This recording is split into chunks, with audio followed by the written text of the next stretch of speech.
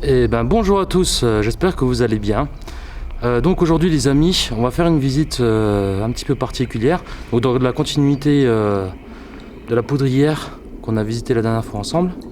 Là cette fois-ci, donc je vous propose carrément une batterie. D'accord. Donc cette batterie, elle fait partie du système série de rivières, que ça s'appelle. C'est un général français qui avait pour mission de consolider les défenses françaises. D'accord, ça je vous en reparlerai un petit peu plus tard, je pense dans une vidéo complémentaire. Donc tout l'est de la France. Alors Besançon est une place forte. Et donc on a à peu près 17 forts. En tout, moi j'ai appelé des forts de guerre.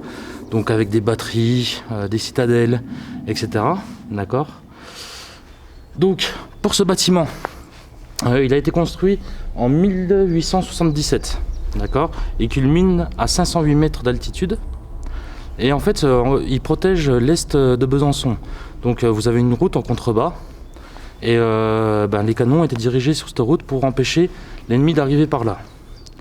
Il faut savoir que le bâtiment était prévu pour 74 personnels, d'accord, et à peu près 17 pièces d'artillerie.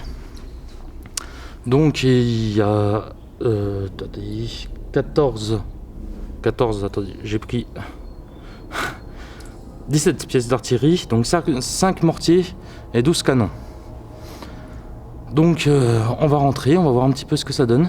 Alors il faut savoir qu'à l'époque, le confort était très spartiate. D'accord. Là, comme vous voyez là, limite il y avait des barreaux aux fenêtres, etc. D'accord, ils avaient pas, enfin il n'y avait même pas de fenêtre, ça ils fermaient pas, c'était l'hiver. Donc voilà, vous avez des cheminées, c'était des salles de garnison particulières, vous avez des poudrières, etc. Donc s'il y a une grosse partie qui est effondrée, on va aller voir ça tranquillement ensemble. Et si jamais ça vous plaît, ben moi je vais continuer la série, enfin moi personnellement. De toute façon je continuerai cette série là parce que voilà, ce système de défense, ben, en fait on peut le comparer au système de défense de la ligne Maginot, qu'on connaît beaucoup plus parce que c'est beaucoup plus récent. Il faut savoir qu'en 1800, d'accord, ben on a subi en 1870 une défaite contre la Prusse, d'accord, qui nous a laissé l'Alsace et la Lorraine aux mains d'ennemis. Donc voilà, la mission de série de rivières, c'était de fortifier tout ça. Allez, à tout de suite.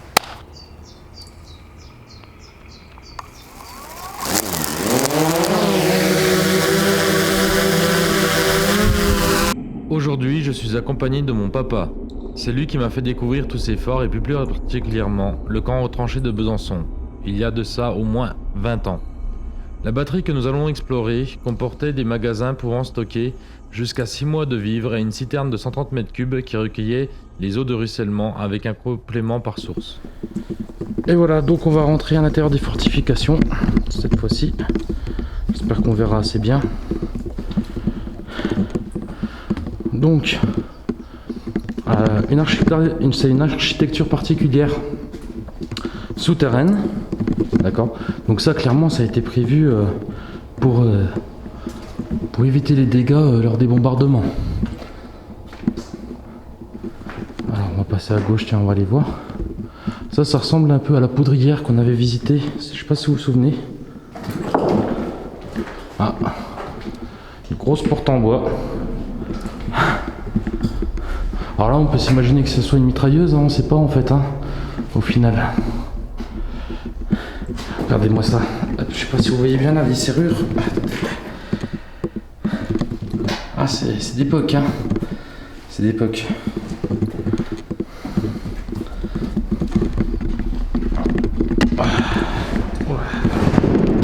J'ai un gros sac, j'ai du mal à passer.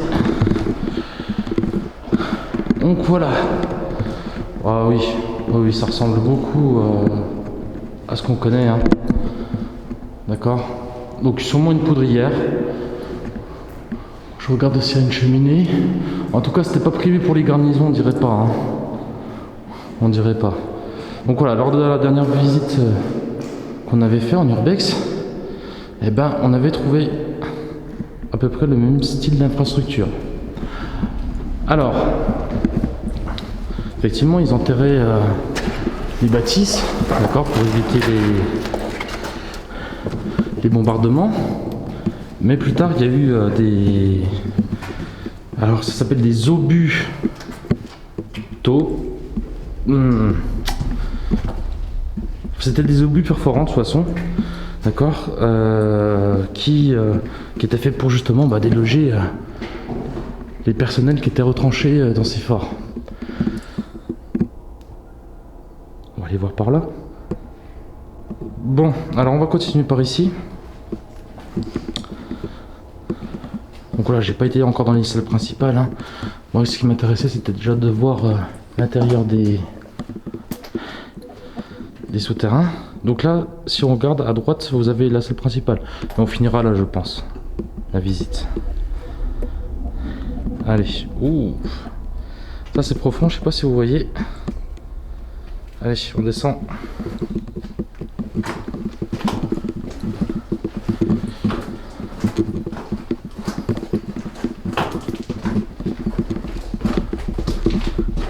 Alors, à droite, je sais pas si on peut éclairer là-haut, mais il semblerait, parce que tout à l'heure j'étais dans une casemate, voilà, et tout là-haut en fait c'est une trappe, et on a ouvert la trappe. Alors est-ce que c'est pas des arrivées d'air ou pour descendre du matériel? On pourrait imaginer ça. Voilà, donc on a bien vu un tunnel. On se demandait comment descendre. Alors ce qui est marrant, c'est qu'il y a des caniveaux aussi.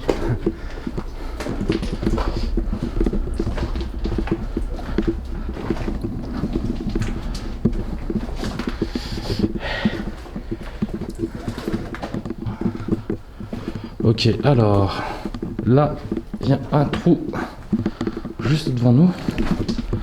Il s'agirait de pas tomber.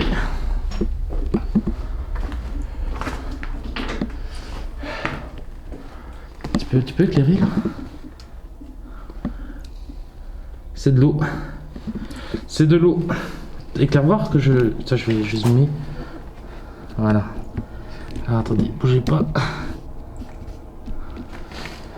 On voit pas trop, hein. Mais voilà, c'est de l'eau. Donc on peut s'imaginer qu'il y avait un puits.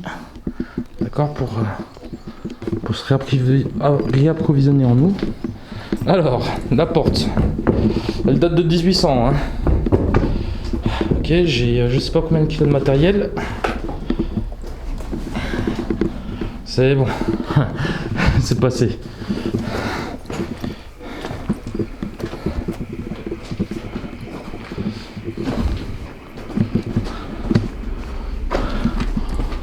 Voilà. Ça doit être des amenés d'air sur ces tunnels. Peut-être pour jeter le matériel directement. Alors si je suis bien un petit peu la construction du fort, on devrait pas être très loin des douves qui protégeaient les accès au fort.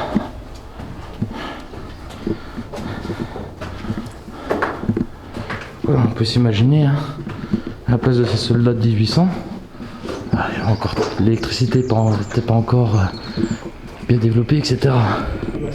Effectivement, on tombe sur les douves. Ah, attendez.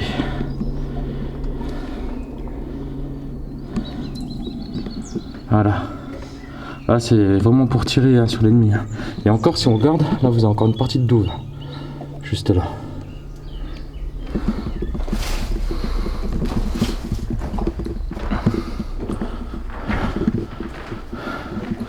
Avec les meurtrières, vous imaginez, hein, vous laissez juste dépasser les fusils.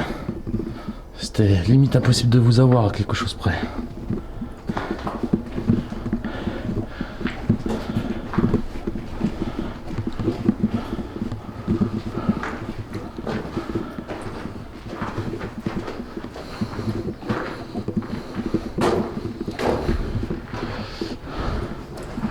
Ok.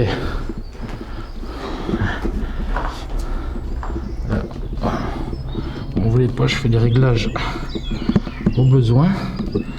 Donc voilà. Ah là, vous avez l'ennemi qui passe par là. Là, vous le dégommez, hein. Regardez-moi ça. La profondeur. Alors nous, on était à droite. On était à gauche ou à droite du fort? On était à gauche, à la gauche de la caméra là. On était à gauche de la caméra, on vient de passer sous terre. Et on vient de remonter là sur la droite. Donc on est sur la partie extérieure du fort. Là, à votre droite, vous avez la partie extérieure du fort. Il y a toujours ces meurtrières qui sont là.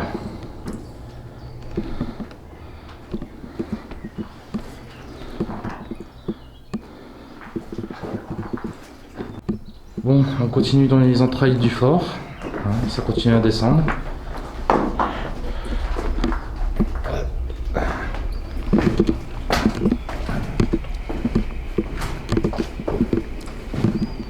Alors je suis désolé pour la tremblote.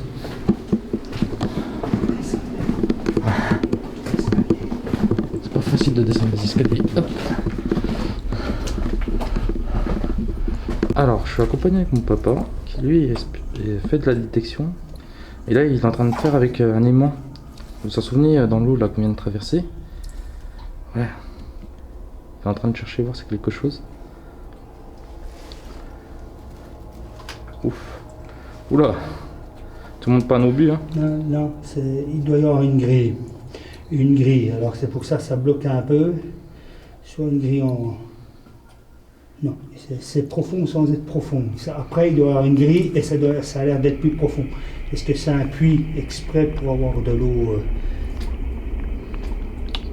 De l'eau en cas de siège? Ouais. Peut-être.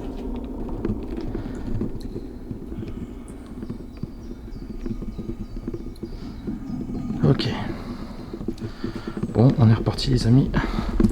On a fait demi-tour, on est tombé sur un cul-de-sac. Une petite séance de pêche à l'aimant. On sait jamais si on peut dépolluer en même temps. Donc voilà. Ça c'est les grandes parties du fort que je vous parlais. Clairement on voit que l'étage s'est effondré. D'accord. Voilà. Mais par contre, il y en a un autre, c'est qu'on voit l'étage. Alors on va aller voir ça.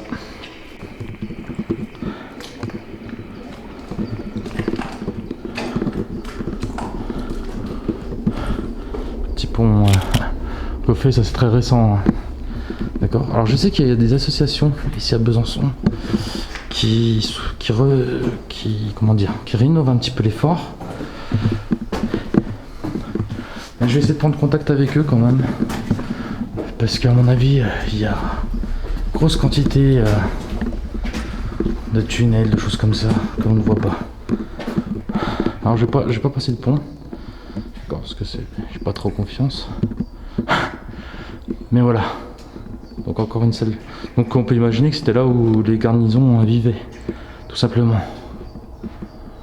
Et se relayer pour les tours de garde et toutes ces choses là. C'est les chambrées, sûrement les choses comme ça je pense.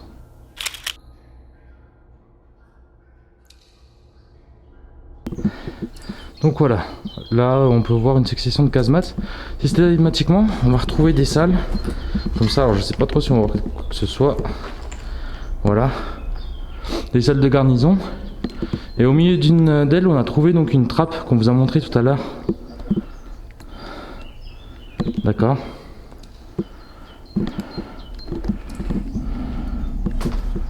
Voilà. Donc on va aller voir un petit peu, on va aller se balader par là.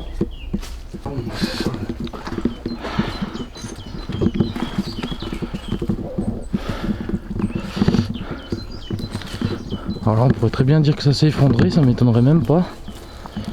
Voilà, faut faire attention, hein, la végétation reprend ses droits, comme on peut voir. Hein. En quelques centaines d'années, on voit clairement les racines, qu'est-ce qu'elles peuvent faire au mur, etc. Donc toujours être sur ses gardes.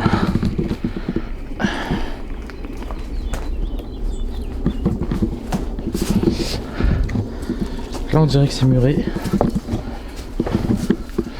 Là aussi. Donc voilà, encore une des salles, comme je vous expliquais tout à l'heure. Donc voilà, systématiquement, on trouve le même système de salles.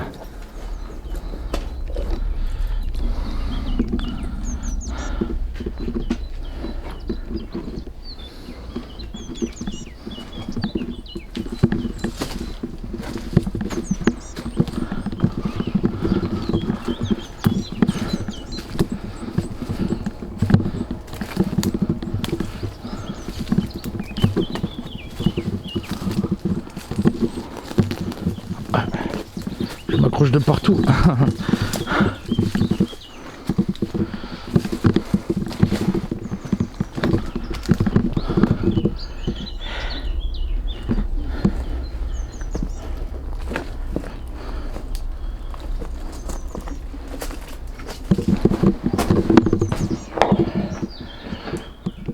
Et voilà. Alors, oula. Vous voyez pas grand chose, voilà.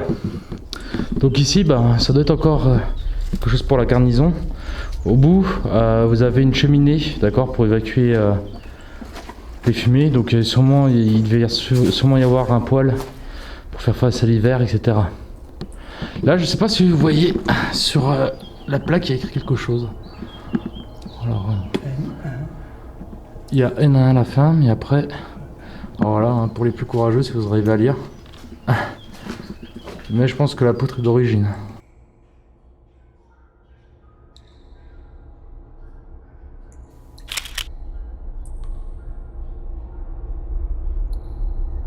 Dans une faille, je sais pas pourquoi d'ailleurs. T'as un truc, quelqu'un a fait un machin, voilà, comme ça.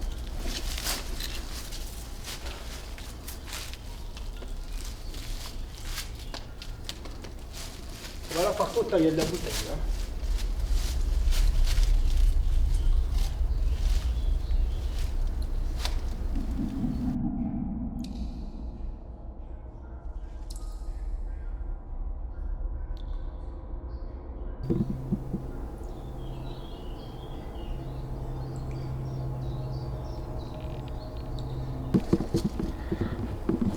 Donc voilà, ça c'est l'arrivée, c'est l'entrée.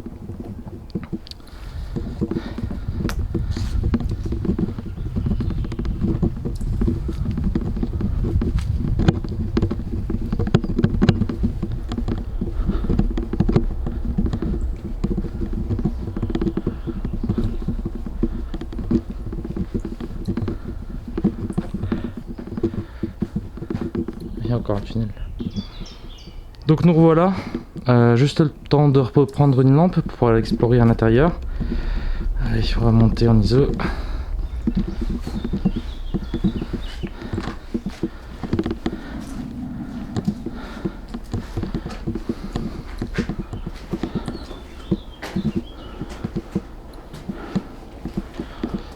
Donc voilà, là on est vraiment à l'entrée du fort. Donc à mon avis directement là on va tomber au niveau des douves. D'accord? Voilà, regardez. Déjà des meurtrières. Voilà, qui protégeaient vraiment l'entrée du fort. En contrebas, donc les douves.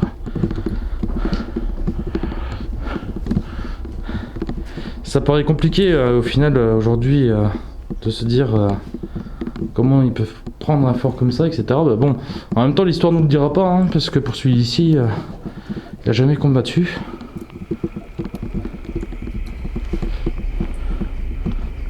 Donc voilà. Et sur cette batterie, donc il y a une histoire particulière. Je vais vous la raconter donc sûrement en voix off. Je pense que vous l'avez déjà entendu sûrement. Mais voilà, comme quoi en fait ils ont eu de multiples utilités à travers l'histoire. Et ben on va ressortir. On va aller voir un petit peu les alentours. Et puis ben, il est l'heure de rentrer hein, pour le coup. Donc j'espère que ça vous a plu. N'hésitez pas à le dire en commentaire. Et puis je vous dis à très bientôt. Ce lieu a connu la présence épisodique du groupe Guy Moquet durant les années d'occupation. Le 6 septembre 1944, les Américains en approche de Besançon tirèrent au canon sur le fort. Les baraquements extérieurs, hangars et maisons du gardien sont atteints.